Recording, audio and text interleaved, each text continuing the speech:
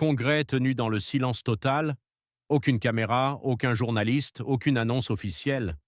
Et pourtant, le 9 mai 2026, à l'hôtel El Oraci d'Alger, une décision lourde de conséquences vient d'être prise.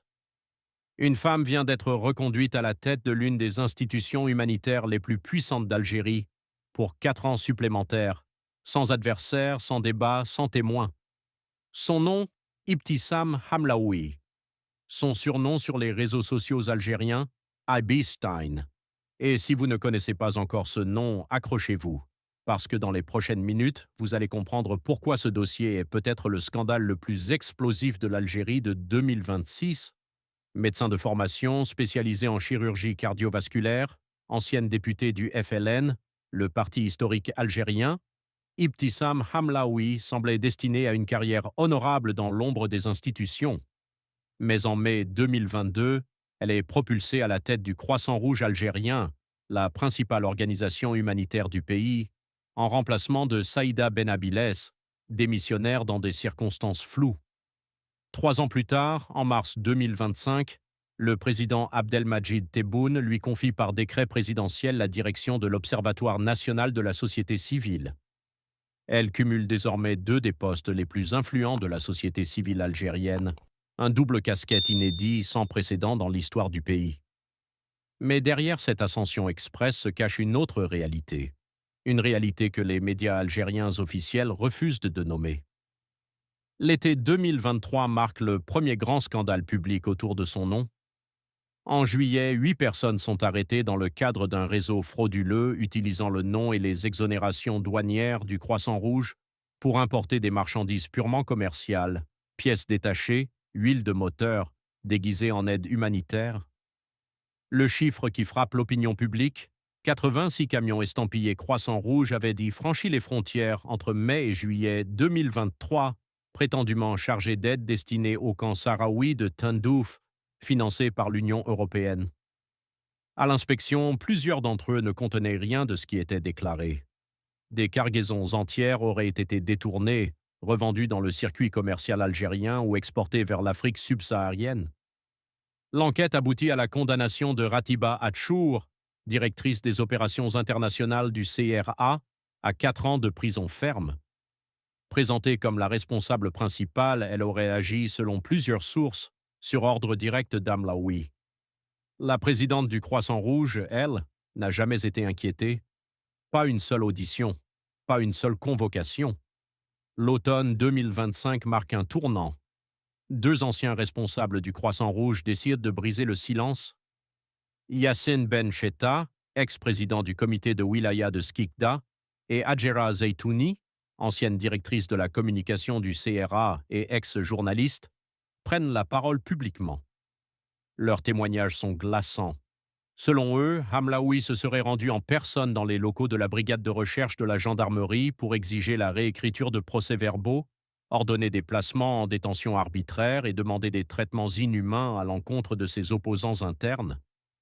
Ils affirment avoir été arrêtés, déshabillés de force, frappés et humiliés, aussi bien dans les locaux de la gendarmerie que dans les établissements pénitentiaires. Résultat de leur prise de parole, ils ont été condamnés en 2024 pour diffusion de fausses informations. Et la toile algérienne explose. Selon plusieurs enquêtes indépendantes, la DGSI, le renseignement intérieur algérien, aurait joué un rôle actif dans la gestion de ses opposants. Manipulation, confiscation de passeports, promesses de protection jamais tenues, jusqu'à leur capitulation totale. Mais c'est une autre affaire qui va transformer la polémique en scandale national. Le 30 octobre 2025, Salima Melizi, éditrice et poétesse de 65 ans, épouse de l'écrivain et cofondateur du journal El Kabar, Abdelaziz Guermoul, est convoquée en comparution immédiate devant le tribunal de Bir Mourad Raïs à Alger. Son crime? Un simple commentaire sur Facebook dans lequel elle critiquait la gestion de l'aide du Croissant Rouge lors des incendies en Kabylie. Elle raillait, selon ses propres termes, la présidente qui distribuait l'aide comme si elle lui appartenait personnellement. Hamlaoui porte plainte pour diffamation. Salima Melizi est placée en détention provisoire la veille du 1er novembre, date anniversaire du déclenchement de la révolution algérienne. Le symbole est cruel. Elle sera libérée moins de 24 heures plus tard sous la pression d'une mobilisation massive, des écrivains, des journalistes, des citoyens ordinaires, des organisations internationales. Son procès, lui, a été renvoyé à plusieurs reprises, les 18 décembre 2025, puis le 29 janvier 2026, puis le 19 février, en raison, fait rarissime, de l'absence répétée de la plaignante elle-même. Hamlaoui. La procédure s'est essoufflée, mais le mal était fait.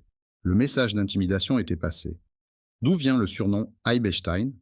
C'est la contraction d'Ibtissam et de Jeffrey Epstein, le milliardaire américain condamné pour trafic sexuel, dont le réseau d'influence reposait sur des secrets compromettants pour tenir les élites à sa merci. La comparaison, brutale, circule désormais dans les cercles d'opposition algériens et sur les réseaux sociaux. Elle repose sur une logique similaire, l'utilisation de réseaux d'influence personnels pour gravir les échelons du pouvoir et s'assurer une impunité totale. Ce qui distingue l'affaire Hamlaoui dans l'histoire de l'Algérie indépendante, selon ses détracteurs, c'est cette capacité inédite à instrumentaliser directement des institutions régaliennes, la gendarmerie, la justice et les services de renseignement, pour réduire au silence, pour dissuader, pour protéger. Une responsable civile qui entre dans une brigade de gendarmerie et en sort avec des procès-verbaux réécrits à sa convenance, c'est du jamais vu dans l'histoire de la République algérienne. Et c'est dans ce contexte que se tient le congrès du 9 mai 2026 à l'hôtel El Aourassi. Aucun adversaire, aucune couverture médiatique, aucun débat public. Hamlaoui est reconduite à l'unanimité absolue pour un second mandat 2026 à 2030. Un mandat qui couvre la fin du second et dernier mandat constitutionnel du président Tebboune, prévu en 2029. La logique politique est implacable. Ceux qui l'ont protégée ne peuvent plus se permettre de l'abandonner sans libérer ce que d'aucuns appellent une boîte noire de secrets. Elle ne peut pas non plus démissionner sans perdre sa seule protection. Prisonnière de son propre système et ses protecteurs avec elle, le régime a opté pour une solution hybride, la maintenir en fonction mais en l'effaçant de l'espace médiatique. Plus d'interviews télévisées, plus de portraits dans la presse officielle, plus de mise en scène publique. Une impunité dans l'ombre administrée à voix basse. Au-delà du cas personnel d'Ibtissam Hamlaoui, le scandale Epstein est un miroir tendu à l'Algérie de 2026. Il révèle comment des institutions humanitaires, censées incarner la solidarité nationale et l'héritage de la guerre de libération, peuvent être transformées en instruments d'enrichissement personnel et de répression politique. Il révèle comment la société civile, supposément indépendante, est en réalité tenue en laisse par le palais d'El Mouradia. Et il révèle comment la justice peut suivre le caprice des puissants plutôt que la rigueur de la loi. Ce n'est pas seulement un scandale de corruption, c'est le symptôme d'un État dont les institutions sont devenues perméables aux ambitions d'un seul individu, pourvu que cet individu sache quels leviers activer et quels secrets garder. L'Algérie mérite mieux. Et vous, vous méritez de savoir. Voilà, vous savez tout sur l'affaire Epstein et ce qu'elle révèle de l'Algérie en 2026.